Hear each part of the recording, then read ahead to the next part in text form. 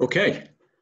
Um, well, hello, everyone. Hello to the gallery. Hello to our really distinguished guest and friend, Will Schwabe. We're very excited about this. Um, Belated Independence Day to those in the US of A. An early happy Bastille Day to the one person who's with us from the south of France. We also have someone from South Africa and someone from South Korea who's up at 1 in the morning. So it's quite a diverse gallery, and I can certainly understand why there's been this interest. My name is Ben Korn. I'm here with Devora and with Will, courtesy of Reimagine, to have this experience with you today, really about hopefulness. My day job, I'm an oncologist. That's what my kids tell me not to quit, but my passion is the NGO that I founded with Devora called Life's Door, which deals with emotional aspects of illness, aging, and life's end. Today we're with Will Schwabe, who wears many, many hats, including in the past or at present being the editor-in-chief of Hyperion Books, the entrepreneur who founded Cookster, and a best-selling author. I've had the pleasure of reading 2 of those books. We're mostly going to be using the End of Your Life Book Club as our springboard for discussion today, but I also want to shamelessly put in a plug for Send, which is a fantastic book that you wrote with David Shipley when you realized that email had taken over our lives. And in that book, you mentioned people overestimate how well they communicate. What we say is not necessarily what others actually hear. So today, I hope we really do a good job at communicating. We'll try to optimize that. I believe that in the End of Your Life Book Club, there is a narrative of hope that is woven in. And Will, if you would, maybe a few words for us about the End of Your Life Book Club, its genesis, and what it's meant to you over the years. Sure, great. Well, first of all, I'm so delighted to be joining people all over the world. And I was thrilled when Ben and Devora reached out to me and I discovered they had read the End of Your Life Book Club. And even more thrilled when I started to learn about their work with Hope.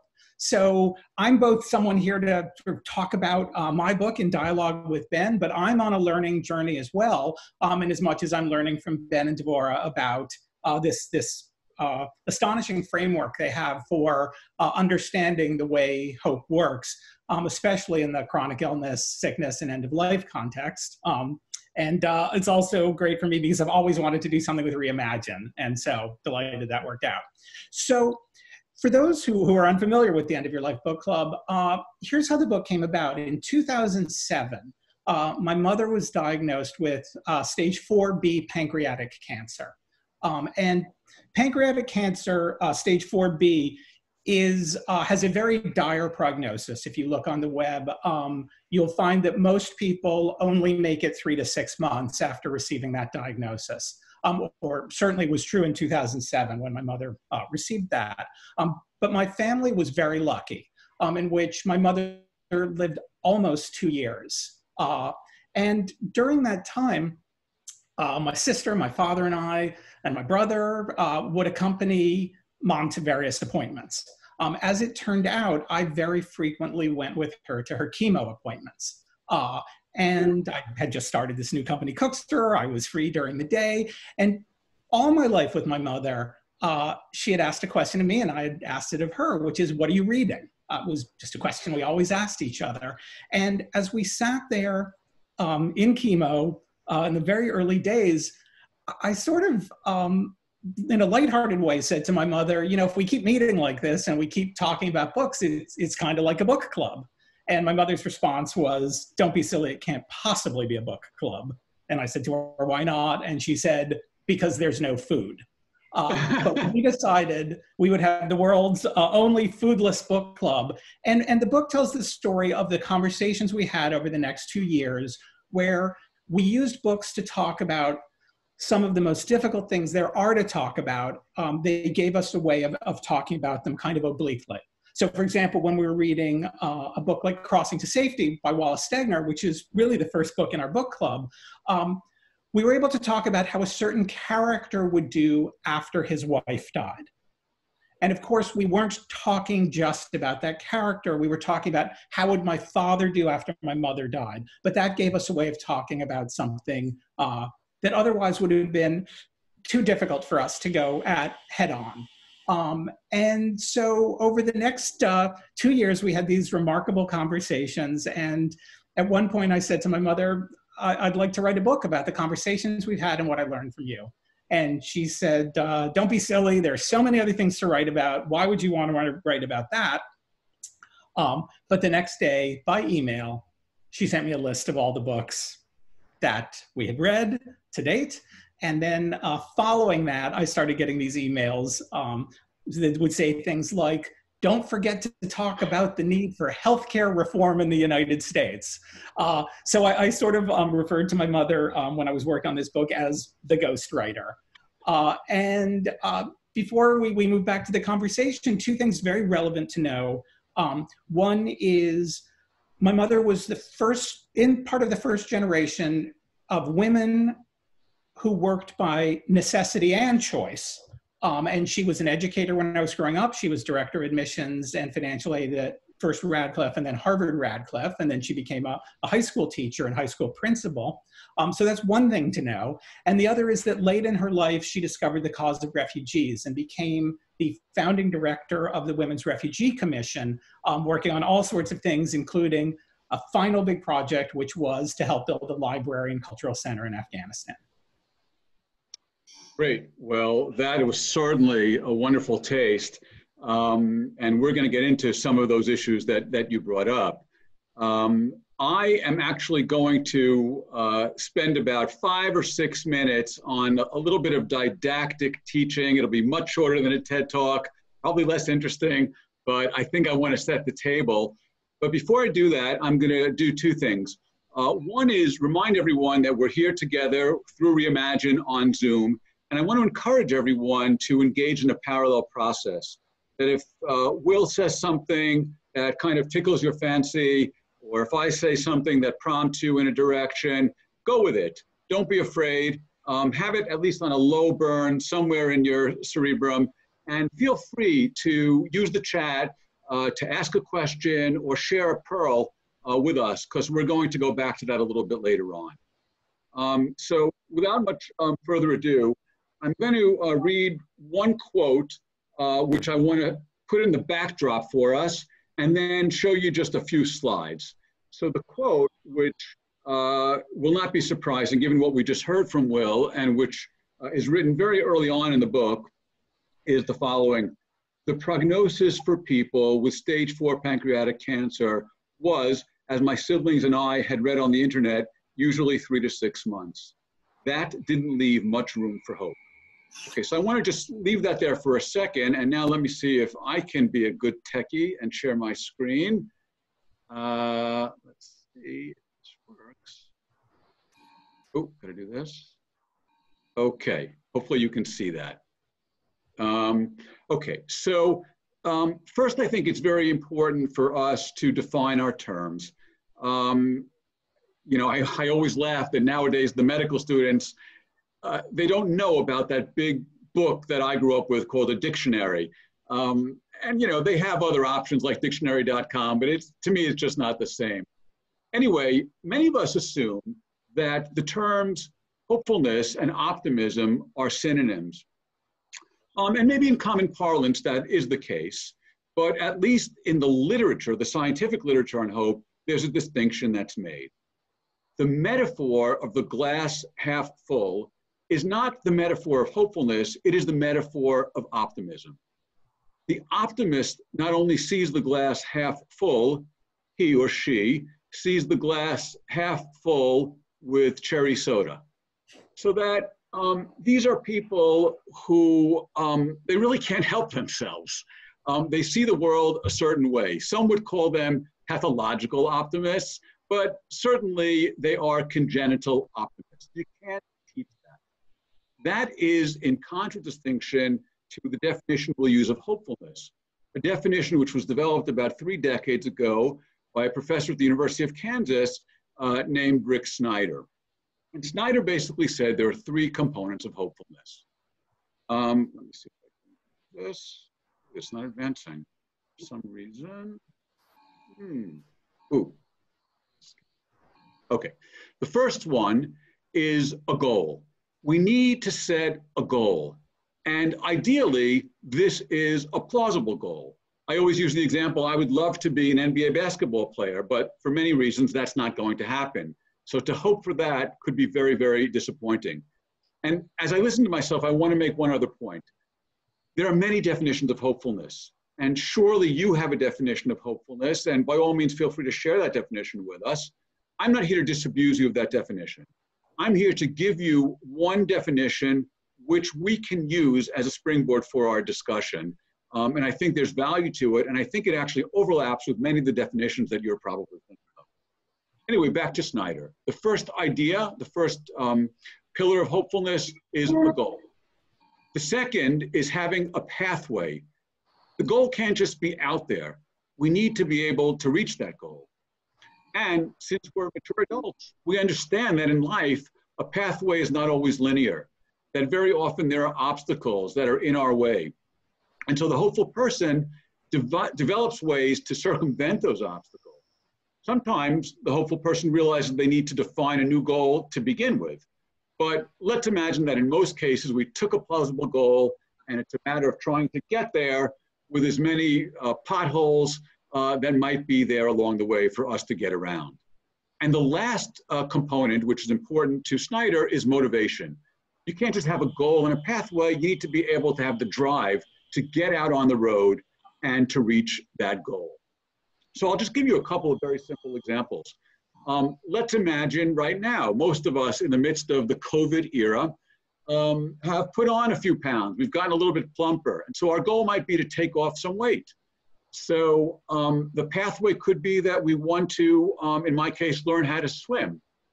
And so the problem, though, is that when I priced out swimming lessons, I realized that I've been furloughed. I don't have a lot of money. So I need a way to get around that obstacle. And it might be, for instance, group swimming lessons.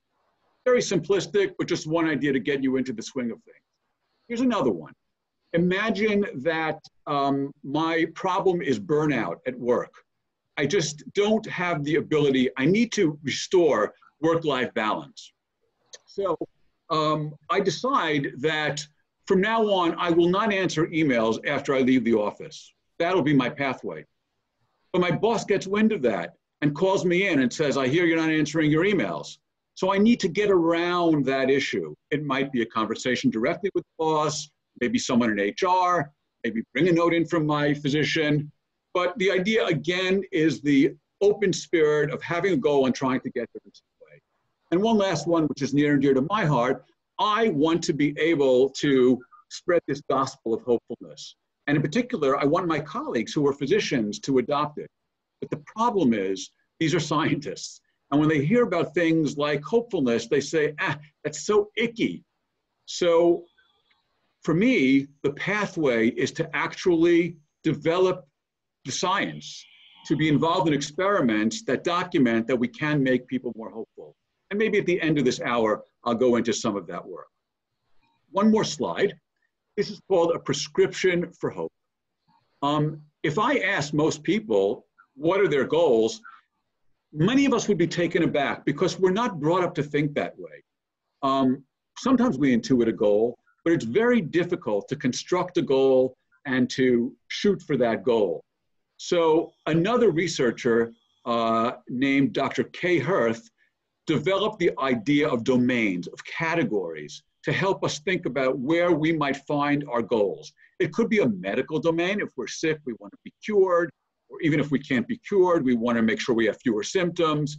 It could be a professional goal. I want to get another degree. It could be a familial goal. I want to be able to rekindle my relationship with from that estranged relative. And just the last one, we're not going to go through all of them. It says generativity. Generativity has at its root the word generation. It's a term borrowed from Ericksonian psychology. And the idea is basically one of legacy, that I want to have something that I can pass on to others. So these are some of the examples. As a backdrop, I'm actually going to stop sharing. Okay, great, that worked out. And I kind of want to go back now to that quote, which is very, very early in the book, way before the trajectory begins. You know, I think we've all been there when we hear something just so dire, like this prognosis about someone we love. I wonder if you could take us back. What was that like for you and your siblings when you heard that? So I was at a professional engagement. I was abroad. I was in Frankfurt, Germany, and we'd been circling around something. Something was wrong, and it'd been months to get a diagnosis. And I remember I was in a hotel room, very alienating place, in a city that was not my own, and got the diagnosis of pancreatic cancer. Looked it up, and as I said, I went to that Wikipedia entry and saw the 3 to 6 months, which didn't seem to leave much room for hope. But the doctor gave my mother a phrase that opened up the door to hope, and that phrase was treatable, not curable. So we could put aside the hope for cure. That wasn't going to happen, and we were certain of that. I talk in the book about one of the things about my mother as a reader is she had to read the end of a book first. She couldn't bear the suspense of not knowing what would happen. And that drove me crazy. I can't do that. I can't read the end of a book first, but she had to. And I write about how stage 4B pancreatic cancer is like, you know, the end of the book. You've read the end of the book. You know how it ends. It ends with death. But treatable, not curable, offered the hope that the symptoms could be controlled for anywhere from a short period of time to a longer period of time, that she could go on and do the things, some of the things that she wanted to do in that time.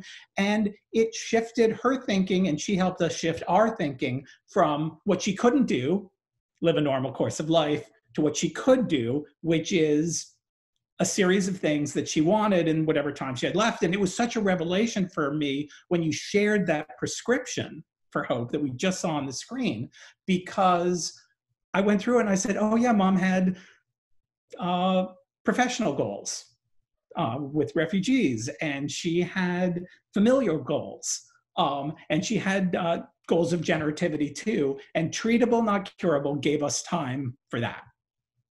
So was that an immediate switch for everyone, or did you and your sibs, and I think your dad was still alive then, yes. Did you all lock into it sort of at different, was there some phase shifting, or was it just such a, an epiphany that everyone right away gravitated towards that? I would say it was, we all centered our experiences around my mother's and took cues from her. And so that was the message she was sending out. And I joke early on in the book too about how if this expression they use of airplanes, remember when we used to fly in airplanes? They used to talk about this thing called the hub and spoke system.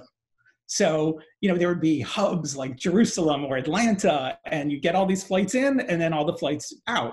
And I said my family was like, if we were a hub and spoke system, my mother was the hub. And no one went anywhere before they landed there and were cleared for takeoff to their next destination. So even in normal circumstances, my mother was the center of the family. But we knew it was her illness, and she was going to set the tone. And her tone was, as soon as she heard that phrase, let's focus on what I can do in whatever time I have left. Incredible. If I can share with folks, the physician was Dr. Eileen O'Reilly, who's a world-renowned expert in pancreatic cancer. She actually, in this month's main cancer journal, she wrote the lead editorial summarizing the latest advances in pancreatic cancer. Oh, that's fantastic. When I was reading that yesterday. I will say a great thing about Dr. O'Reilly, the first physician that my mother went to, sat down and was a guy, and he said to her, do you work outside the home? Mm. And my mother afterwards turned to my sister and said, I don't think he would have asked a man that question. We're out of here. In her own words, she wouldn't have used that phrase. And they found their way to Dr. O'Reilly. That's amazing. But I'm fascinated by her insight, Dr. O'Reilly, because I think, and someone just flashed it on the screen in the chat, that one of the problems is in medicine, we create this equation, and I think our patients pick up on it, which is that hope equals cure. And I think for several reasons, there's some danger in that. First of all, believe it or not, we don't have one uniform definition of what we mean by cure. There are several articles about this.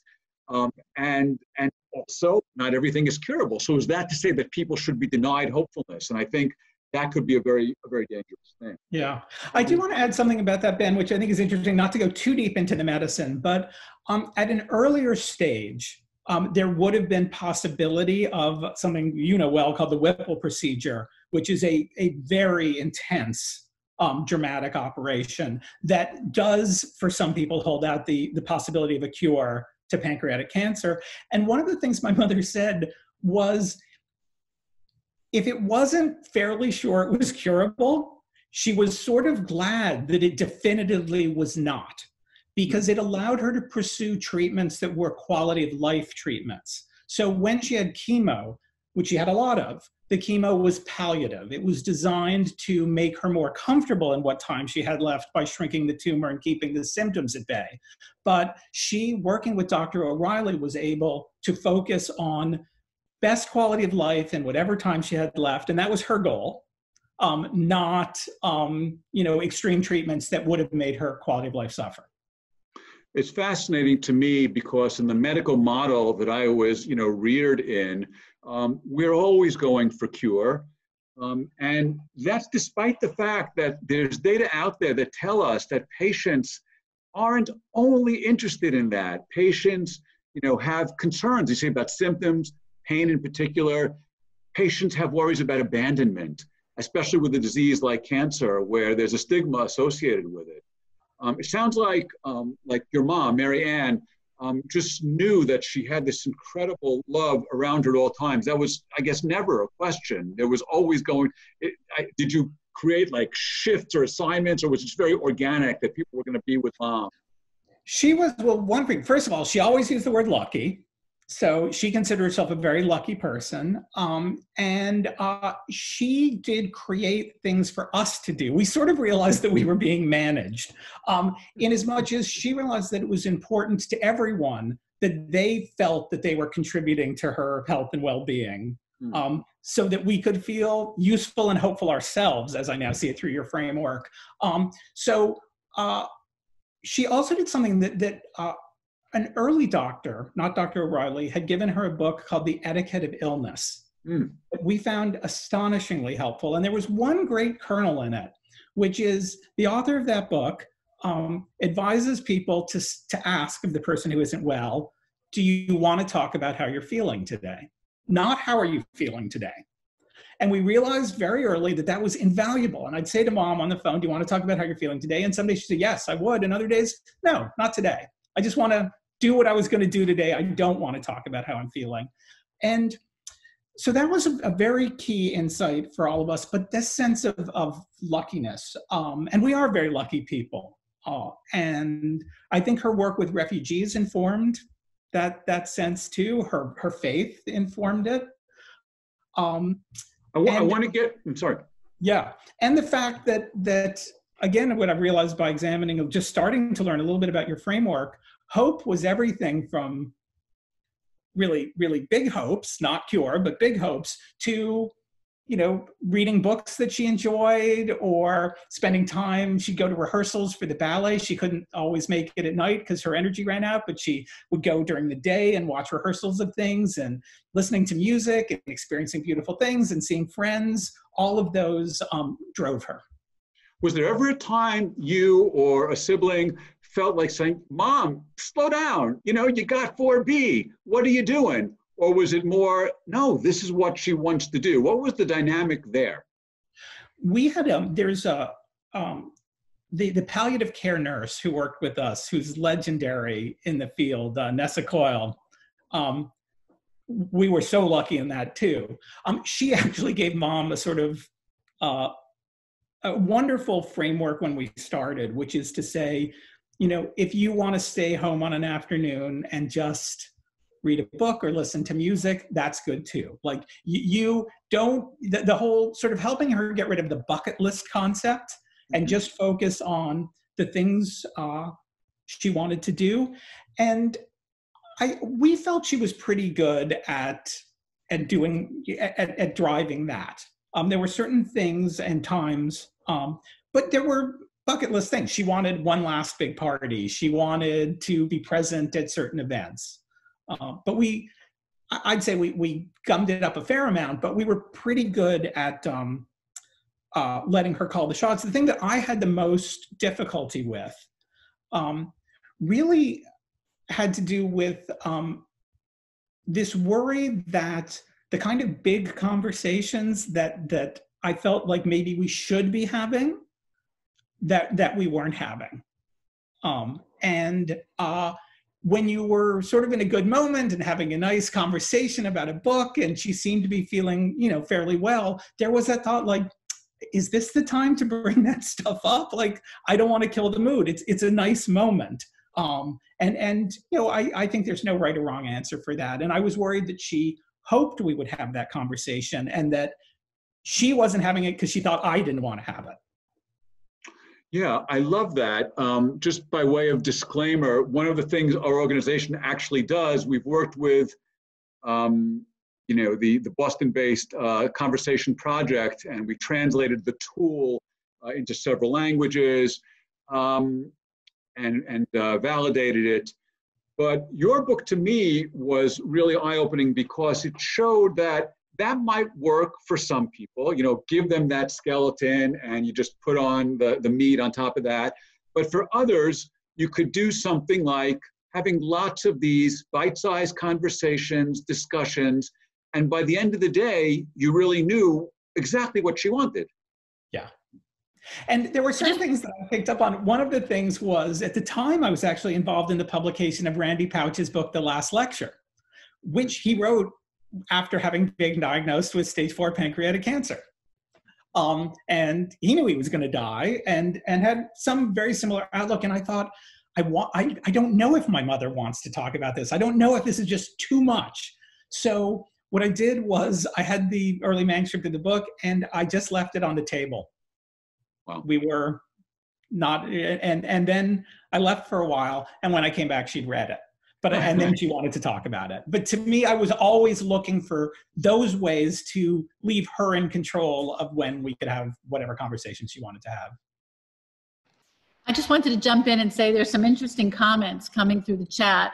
And one of them is the idea of this idea of hoping for other things, hoping for cure, but hoping for other things. And I think what you're saying, Will, and what I'm hearing is that she was the driver, and she would move around the story of her life, her narrative, to hope for the things that made her life meaningful. And Sam Paul, who I'm not sure where he's from or she, but suggests that hope for being made whole. That idea that we each have a sense of what makes us each whole. And especially, he writes, or she writes, especially with regard to the goals, pathways, and motivation components. In other words, it's so big and heavy that when we help people look at it from the small bites the way you're describing, that ability to become whole again after the damage of an illness, which takes so much away from us, is probably the biggest gift we can give people. And I just wanted to bring you back to that concept that was so nicely brought up here. That's a lovely point. And I love that sort of the kinds of hopes that she had, again, coming back to this prescription, some were things that she hoped Barack Obama would be elected president. She cared desperately about that. A friend of hers in the Afghan process had been taken prisoner by a branch of the Taliban and was held hostage, and she hoped he would be released and did everything she could to sort of help move that forward. But also there were days where we were lucky enough to be in Florida and there were manatees, and she hoped she would see a manatee. And it gave her something, that day we'd get dressed up and we'd have our breakfast and we'd go walk out, have a lovely walk, and we just hoped to see a manatee. So hope for us, one of the things she taught me was that I'm now seeing through your framework is it moved across all of these areas. And one of her biggest hopes was generative. And one of the most meaningful things she did was write a letter to each of her grandchildren. Ah, right. That is lovely. So what was that process like? Did she allocate a certain amount of time, every week? And they were like milestone letters or one letter, or how was that done? One letter, and Nessa gave her great advice and said, this is not something to leave to the last minute. You feel well enough now, do it now. That's beautiful. I wanted to go back to this issue of these two passionate readers that came together, not for the first time in their life. But you say something so lovely here, which I'm going to read. Books provided a different kind of hope than that which Dr. O'Reilly offered. Books showed us that we didn't have to retreat or cocoon. They reminded us that no matter where Mom and I were on our respective journeys, we could still share books. And while reading those books, we would be the sick person. And while reading those books, we would not be the sick person and the well person. We would simply be a mother and her son entering new worlds together.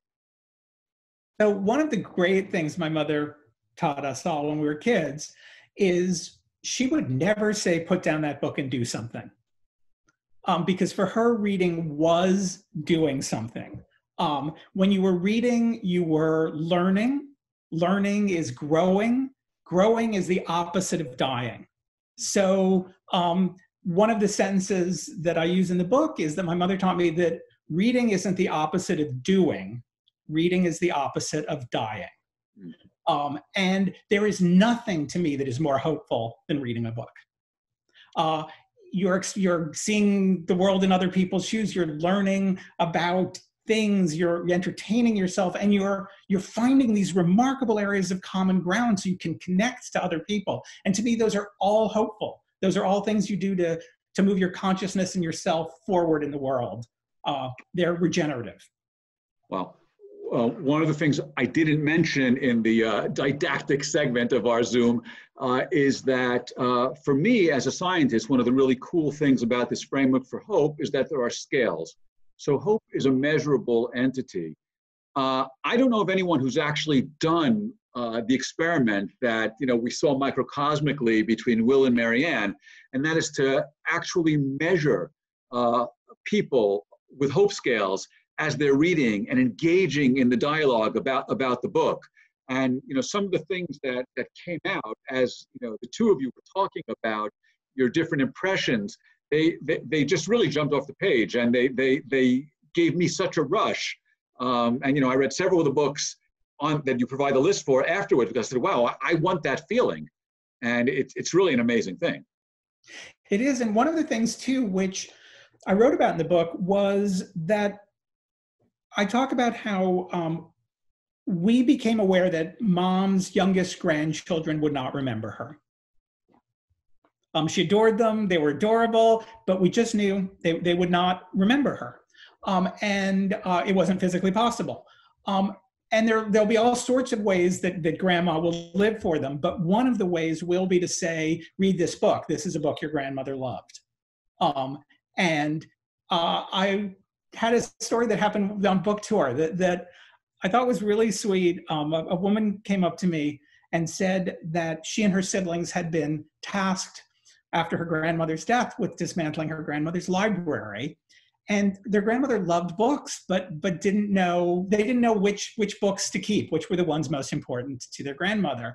So she said that she was doing something now. She was writing in her favorite books for my grandchildren. And I said, that's such a lovely story. How many grandchildren do you have? And she said, oh no, I don't have any grandchildren yet, but I hope to at some point, and I want them to know what books they are to keep.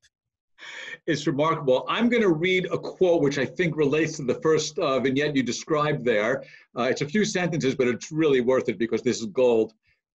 We would all have to say goodbye to the joy of watching the next generation soak up massive quantities of the love their grandmother would have to give them. I was learning that when you're with someone who is dying, you may need to celebrate the past, live the present, and mourn the future all at the same time. Yet I had a thought that made me smile. I would remember the books that Mom loved, and when the children were old enough, I could give them those books and tell them that these were the books their grandmother loved. The littlest ones would never see the British Isles through her eyes, but they could see it through the eyes of the writers she admired. Yeah. That to me gives me great pleasure, and it's a different sense of legacy. Is that we are the things we are the things we love, the things that shaped us, and books change us. One thing that in my most recent book, Books for Living, I wrote about is you're not the same reader at the start of a book as you are at the end. Every book changes you, and so you ask when you're reading, how did this book change me? And I love the idea of legacy you know, we know the books that great historical figures read and loved. It's generative. It's how you carry on in the world. Absolutely. Can you tell us a little bit about the project with the National Library and Culture Center of Afghanistan? Because this was, you know, on her radar. I mean, this is discussed 2/3 of the way through the book. She's fundraising, and she's got a lot of, you know, friends, you know, who assist her, and these are very, you know, prominent folks. She's stuck with that one. Yeah. So she, as part of her work with the this organization, she was founding director of the Women's Refugee Commission, which at the time she founded within the IRC, the International Rescue Committee, which was founded at the suggestion of Albert Einstein and was one of the main organizations that got Jewish intellectuals and artists and all sorts of people out of Europe. So she had this insight that over 80% of the world's refugees are women or children, but the organization's always sent men in to talk to the men. And so things like gender-based violence, women's reproductive health, education of children, these things were constantly ignored by male-dominated refugee organizations. So she and Liv Ullmann and Catherine O'Neill and Susan Stark-Alberti and a couple of other people founded this thing. As part of that, she made 10 trips into Afghanistan, once going in over the Khyber Pass. She spent time in the tribal lands. There was a story she loved to tell where one night she and her group got stranded and she had to spend the night in what they call the guest house, but I have no idea what it really was, with dozens of Afghan fighters. And people would say to her, were you scared? And her answer was always no, but they were terrified of me. And over the course, she met an extraordinary woman named Nancy Hatch Dupree, who had the great collection of books on Afghan culture, constitutional history, who just said, for Afghanistan to be a country, it needs a library and cultural center having these things in Kabul. And Mom just said, I want to do one more big thing before I die, and I want to help Nancy build this library. And she would sit there at chemo and she would work the phones, and she connected with an old classmate who was a man of great means. And he gave $1 million to kick the thing off. And a couple weeks after my mother died, the US and other governments came in with the other $3 million. And there's now a beautiful library and cultural center in Kabul, Afghanistan. That's amazing. That's really amazing. And it's just, again, in keeping with this model of hopefulness. First of all, I mean, I also take care of patients with pancreatic cancer. And I mean, these are stories which I need to quote, because the idea of how many of us can get so far beyond ourselves and focus on a grand goal like that, which, as Devorah said before, doesn't have to be. I mean, there could be, you know, all these concentric circles of goals, but to be able to also elevate and to think beyond yourself when you really have, you know, health issues that are staring you in the face, is just a remarkable opportunity. There's a book that I read about the great, you know, cathedrals that were built, and these were individuals who knew that it would take centuries to build a cathedral. So it was not something that, on the one hand, would help me, that would ricochet back for Ben. But if I'm giving money for the cathedral, I know that downstream someone is going to benefit for that. And that can be an extremely hopeful enterprise, even though I'm not a direct beneficiary of it. And I'm just touched by this story. I also think it's important, and this was very important to her, and I love that you mentioned the book about cathedrals. She felt reading came with responsibility. And if you read about something, you had to do something about it. So, for example, a lot of people would tell her they loved The Kite Runner. She loved The Kite Runner and A Thousand Splendid Suns, the book that came after it. And they'd say, oh, they wept. And she would say, well, what are you going to do? Like, you know, you can give money to an organization working in Afghanistan. You can educate yourself. You can write. And we're at this moment, extraordinary, momentous moment in all our history, but particularly in America, where the Black Lives Matter movement, and reading about anti-racism, and reading great works of literature. And the question I've tried to channel my mother is thinking, like, if I'm moved, if I'm angry, if I'm inspired, what am I going to do? And that was very much my mom's way of looking at reading was, and that is why it's not the opposite of doing, it's the opposite of dying, is it should, if you're a real reader, inspire you to do something. Right. And that also, I'm sorry, go ahead, Dora. Okay, no, I have comments about people talking about how even when people are ill, sometimes they can be preoccupied. And I think that a lot of the people in this conversation today here together are people who are carers, whether we're family caregivers or whether we're healthcare providers or support people in other ways. And I think one of the things we forget is how much strength and power, when you talk about Marianne, I'm hearing a woman who doesn't look to me in my mind's eye, a woman who's lying in a bed, weak and waiting for the last breath. I mean, I hear a woman who has a lot to do. And I wonder how much, we're in ourselves thinking of the people we see when they look physically weak, and how much we're not crediting them for the stories and the narratives of hope that are going on deep inside of them. And how we just negate that. We don't even think to talk about those things often because we're busy and because of everything. And some of the comments are reflecting that, and just wanted to bring that into this conversation. I wanted to add also that, when your mom would say, okay, so now what? What are you going to do about this? This idea of hope itself being an active process. Many of us look at hope, I think, as this passive thing. I hear my colleagues sometimes saying to patients after we've exhausted, or as we in the medical field say, after you've taken that last drug off the shelf, then patient might say, well, now what? And we'll say, well, then there's always hope. Well, when you do that, you're basically saying, you're making a different equation. You're saying hope equals despair. And I think this idea of this dynamism of hopefulness that you're describing, that was so organic for you and your family, is just remarkable. And we were so lucky too, to go back to Dr. O'Reilly. My mother, we teased my mother at first because it took a while. Like when a doctor would say to my mother, do you have any questions? My mother's instinct was always to say, oh yes, where are you going on holiday? Or that's a lovely accent, where are you from? It was like, no, mom, not those kind of questions. Let's talk about you for a bit.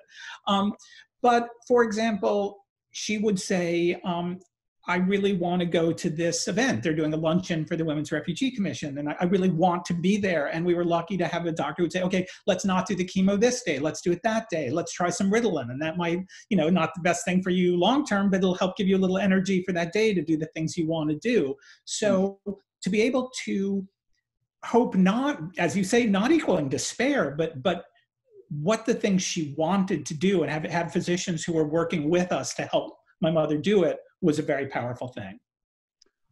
I love the willingness also of the medical staff. I mean, it's so ahead of its time to say, a little Ritalin there, a little cannabis here, as we might do today. But, we had, taboos that we've created that were so artificial. And because of this, many really suffered. I think this is remarkable the way you're describing it. There's a quote as it moves down. You mentioned before the etiquette of illness, and I smile when I think about really that lesson that you shared with us, because I had, and I know it's okay for me, when my father-in-law, Dvora's father, was himself dying, we had the best of intentions, and we, different generations would say, well, how are you, Dad? And it came to a point where he just said that, he said, that's not the question I want every day. And I think there's really depth to that point that you don't intuit. There's a quote in the book, picking up from that, which reads as follows. Sometimes it seemed like all we talked about was death, but the death we hadn't yet discussed at all was hers. I needed to go back to the etiquette of illness and see what it had to say about the subject. There's a big leap from, do you want me to ask how you are feeling, to, do you want to talk about your death? What if our not talking about it was making her lonelier and robbing her of the chance to share not just her fears, but her hopes, especially given that her religion was one of hope after death? I wish I could tell you that I did that better. I shared my concerns that I wasn't doing it well. And there were moments when I look back and think, that was probably a moment where my mother did want to talk about things. Her faith, though, gave her an enormous opportunity to approach that head on. My mother is a very devout Christian. I'm not I'm a mildly, I call myself a lazy agnostic, which is, I don't even really think about it very much. But she was a devout Christian, and she believed in the life ever after. And at some point, I actually, going back to the word hope, noticed that she had switched from saying, I believe in the life ever after, to I know there is life ever after. And I think that signaled a change in her thinking, where she had fully embraced this concept. But I went a couple months ago to one of these conversations over dinner about death evenings, and I found it phenomenal, because really it made me realize the time to talk about this is now, today. Let's talk about our deaths now. Let's not wait. And let's make our feelings and beliefs and hopes known to each other, especially it's such a kindness to do to your family members. But she was very specific with us. And she even talked about things. At one point I talked about how she told us, after I die, people are going to write you condolence notes, and please answer them with blue ink, not black ink, because black ink is very gloomy. So she did not shy away from the topic. And I also write about how our constant thing, I noticed she was sticking in these Christian books into our reading. We would share, and we did have a conversation, and I realized she didn't hope that I converted to Christianity. She hoped that I would find something in my life that gave me the same kind of solace that her faith gave her. Yeah, I find that's really such a remarkable thing, to come to a dialogue like this and to be so open and supportive, being, lazy agnostic or whatever the term is, and to still help her to pursue these, to pursue this thinking, and not to try and correct someone. I think it really says a lot about the evolution of that relationship. I think it's really terrific. In the evolution of the relationship, I'm seeing Jim Shalom writing about the idea of the switch in roles. When was it an issue, Will, when your mom became more dependent on you, and did it interfere with her pursuit of any of her goals as she was moving forward? And we hear that a lot from family members, how all of a sudden there's a role reversal, and it leaves us stymied. We don't always have a script for that. I'm wondering your experience. Well, that's why the reading, which we talked about right up until the end, was a blessing, because when we were reading and talking about books, there was no role reversal. I would say the most difficult moment in role reversal came really at the very end. I was away on a business trip, and it became clear that my mother was actively dying and had couple days left. And so I obviously cut my trip short, and against her advice and wishes, I cut my trip short and I flew home. And she was livid. Her eyes flashed with incredible anger when she saw me, because it was partially a control issue.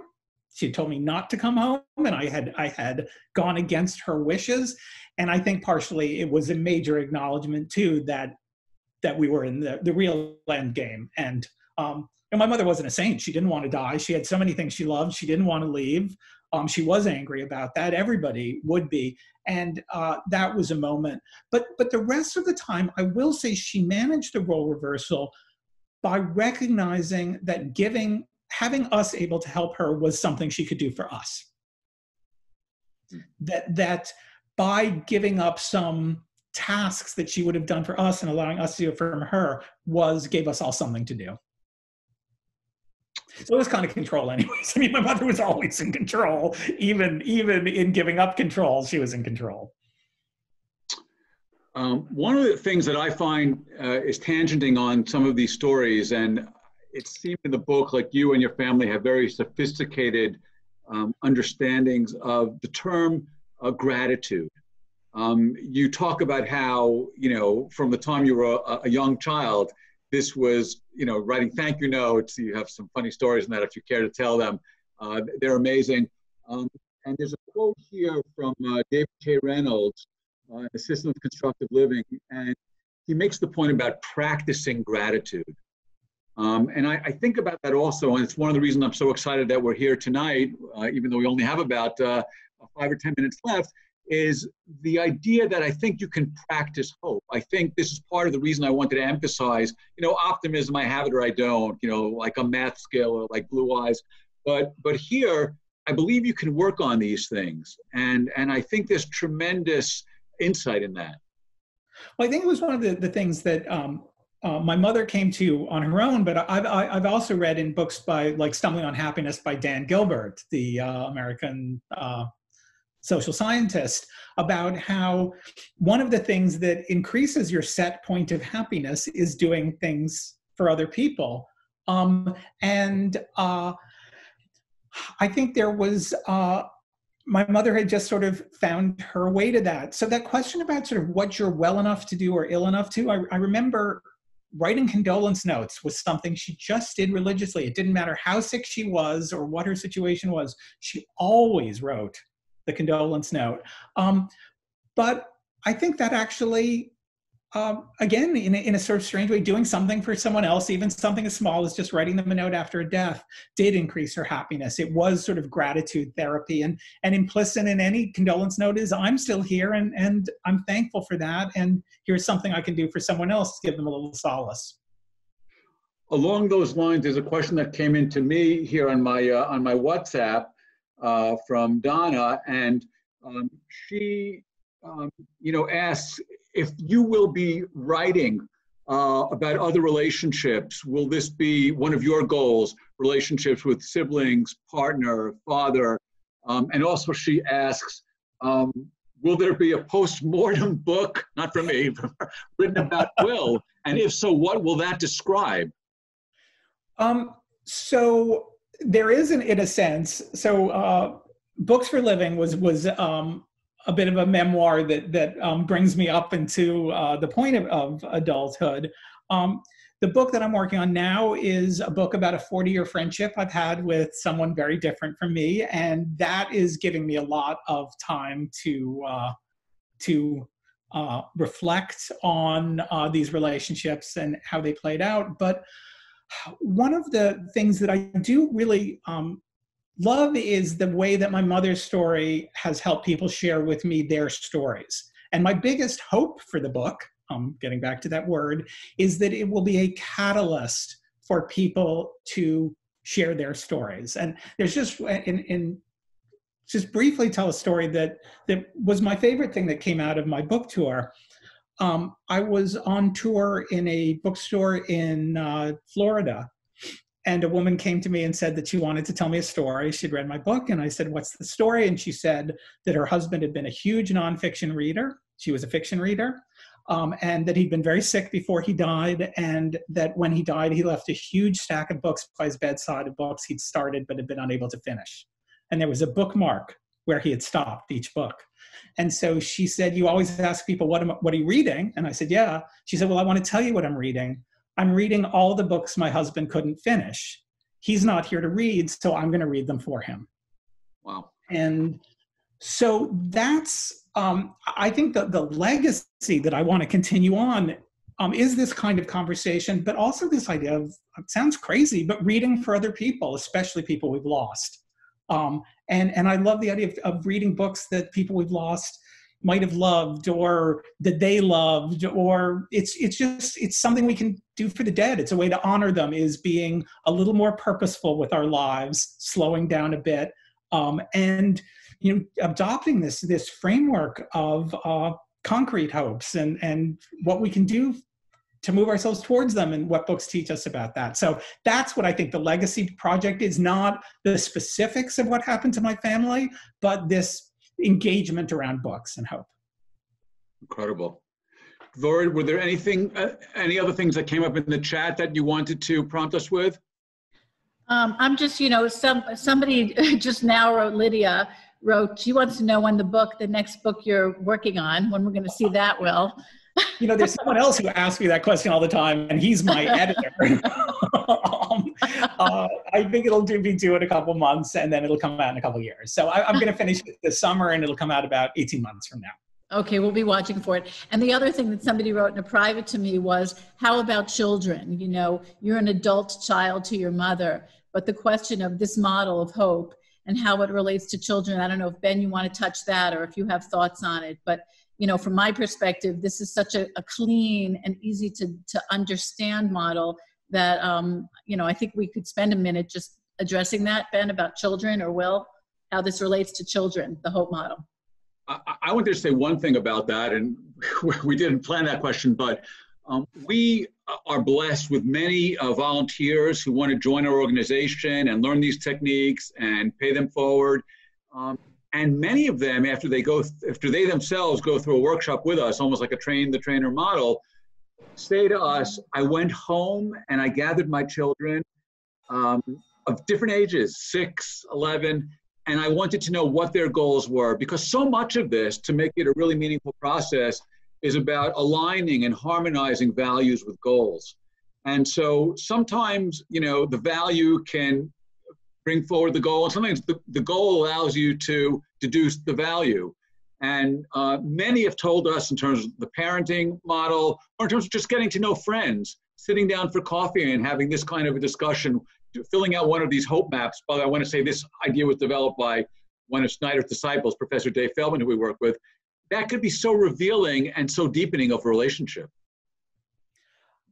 I just wanted to add one thing about that, and I see there's a question about a family that distances itself after cancer diagnosis, and especially with families that have to distance themselves now, keeping children away from vulnerable populations who are just elderly or have an underlying condition.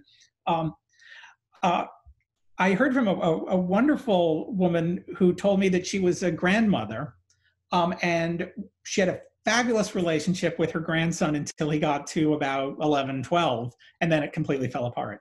And she only had contact with him on the phone, and she'd call him up on the phone and say, where are you going? Nowhere. What'd you do? Nothing. Where are you going now? Out. And she would try to sort of give him things to read, and it never took. But one day she said to him, what are you reading? And he told her what he was reading, and it was The Hunger Games.